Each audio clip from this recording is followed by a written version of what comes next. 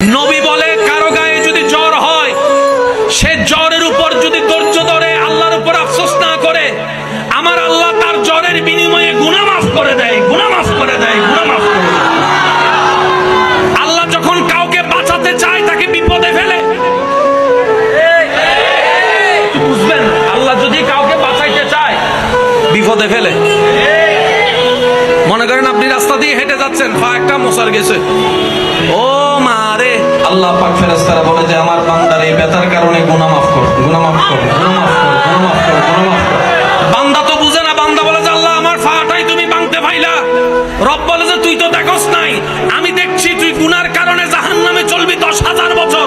ওই 10,000 বছর আগুন থেকে বাঁচানোর জন্য আমি দুনিয়ার তোর 2 বছরের পায়ের কষ্ট দিয়ে মাফ করে দিচ্ছি।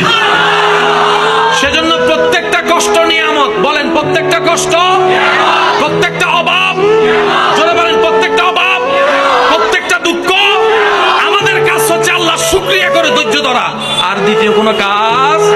কারণ আপনি যদি শুকরিয়া করে ধৈর্য ধরতে পারেন আল্লাহ তাআলা আপনার সেই কাজের বিনিময়ে গুনাহ মাফ করবে, নিয়ামতও বাড়ায় দিবে।